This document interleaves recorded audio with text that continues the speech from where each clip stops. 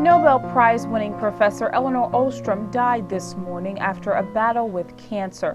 As WTIU's Sarah Whitmire reports, Ostrom is being remembered for a groundbreaking career that spanned more than 50 years.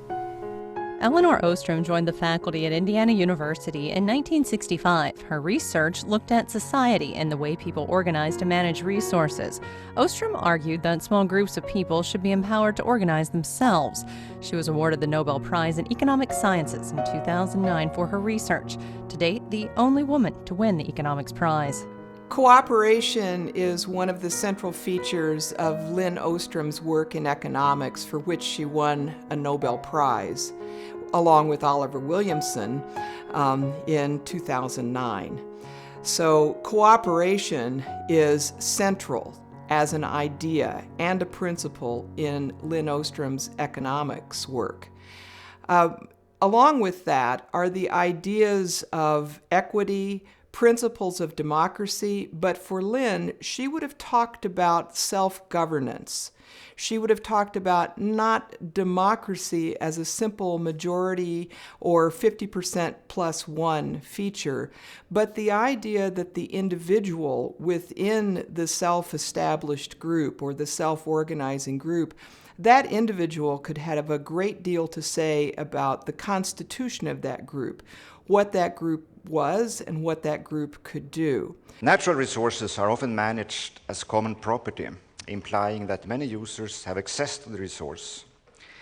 It has often been suggested that common ownership involves excessive exploitation, and that it is desirable to reduce exploitation either by imposing government regulation or by privatizing the resource. The argument is straightforward. Each user weighs private benefits and private costs, but ignore the negative impact on others.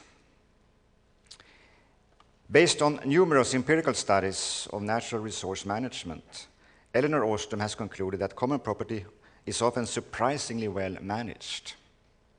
The standard argument against common property is therefore too simplistic. It neglects the fact that users themselves can create and enforce rules that prevent overexploitation.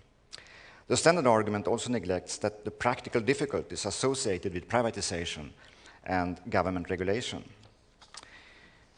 A main lesson is that common property is often managed on the basis of rules and procedures that have evolved over long periods of time.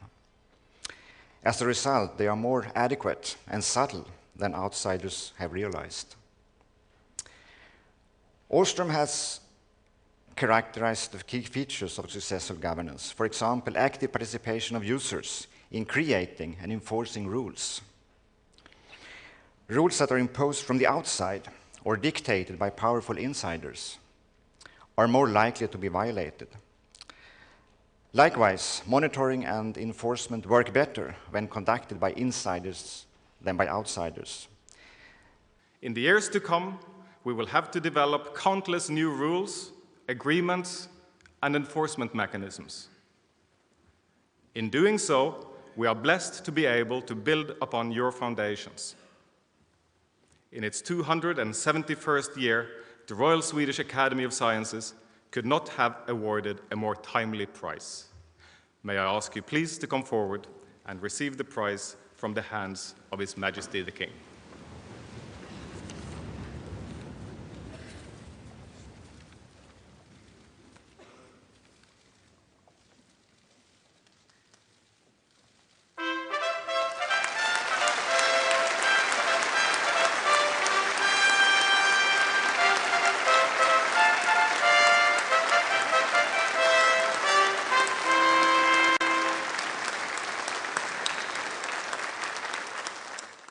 Lynn asked me to work on a film documentary of many of their ideas, and that documentary project has expanded into looking at their relationship with students, their ideas and how those ideas have had an effect on the world.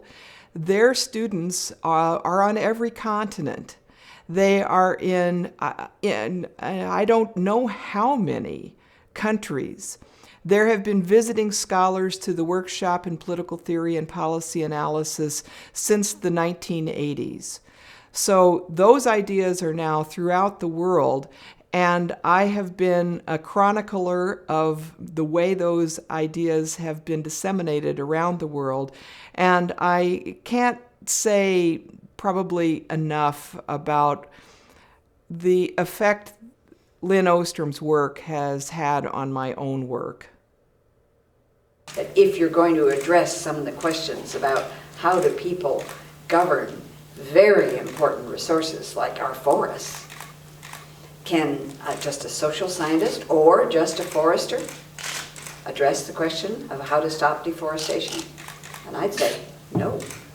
But working together, where we really are trying to understand the problems that people whose lives depend on those forests, how they have organized, and how they make a difference. We now have over 200 forests that we've studied around the world.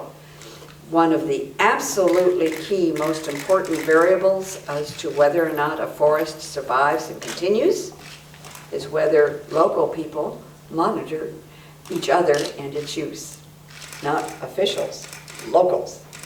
And I'm not denigrating that officials can do something very positive. But what we have ignored is what citizens can do and the importance of real involvement of the people involved, as opposed to just having somebody in Washington or at far, far distant make a rule. How does that get all the way down to management of forests, fisheries, irrigation systems, etc.? So we have to look round up. One way that she saw people tackling problems is in directly dealing with whatever resource they were caring about, because the people who would use that resource would, it would seem, be the most likely to care about preserving that resource. Lynn Ostrom never said that a given way of dealing with a resource, like a public economy, a private ownership, she never said that these would be impossible ways of governing a resource in a sustainable fashion. But she also could see that there would be very many problems, oftentimes, with private ownership, with government ownership, or that kind of collective ownership, and in some cases, perhaps a cooperative arrangement among users would be the best. So Lynn thought there was never a single one and only one solution, but certainly she was one who wanted to put user co-ops on the map as viable, important, basic ways that human beings through all time have dealt with natural resource sustainability. Grow trust in one another, because if I'm going to be the good guy that doesn't harvest way out here, I'm going to be a good guy harvesting back so that together we go to sustainable yield. I've got to trust that you will do the same, because if I'm a good guy and you harvest as much as you want, I'm a sucker. And humans don't like being suckers.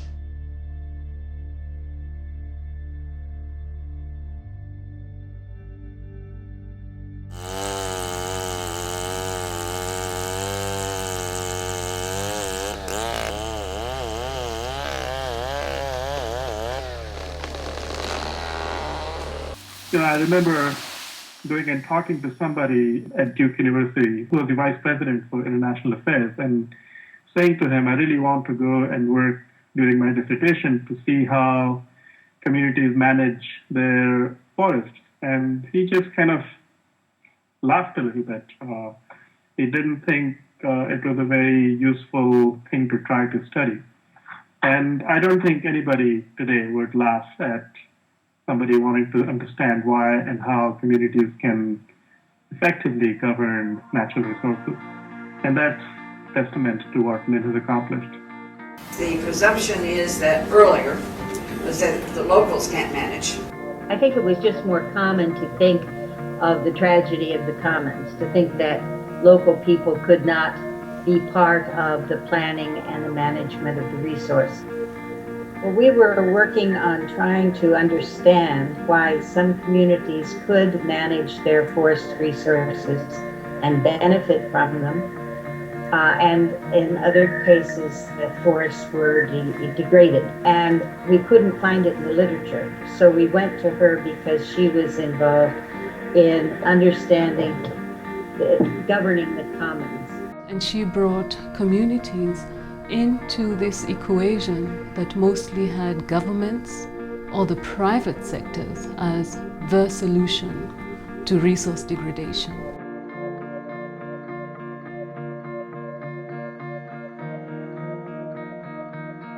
There are no silver bullets, there are no panaceas to the challenge of sustainability. There are many different kinds of ecological systems, and we must understand that to have effective governance, there need to be many kinds of governance systems. A lot of people, when they first saw some of these results, said, if they harvest, they'll take it all down. Having rights doesn't mean you have a right to clear an entire forest. But if you have no rights, why do you have any interest in protecting it at all? We have a very surprising finding, and it's very strong now because we've looked at it in multiple ways. When the users themselves monitor, forest conditions get better. Elinor Ostrom's message is a message of hope rather than of despair. I think it's a message that understands that humans are fallible.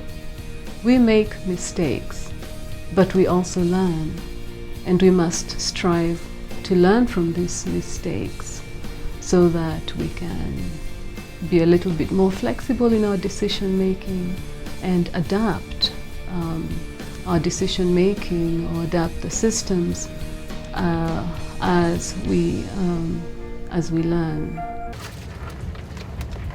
Lynn Ostrom studied many different types of arrangements that human beings use to address problems that we have with natural resources or with any of a number of other issues.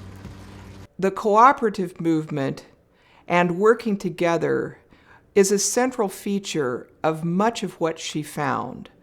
When people can monitor their own situation, can make their own rules that fit their situation, and make sure that people are following those rules, that's a lot of what co-ops do.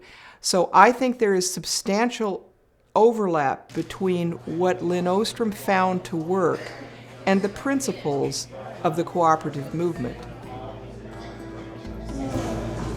I think Lynn Ostrom would have been very excited about a conference on cooperatives, and I think she would have been thrilled that a conference on cooperatives is looking at her work.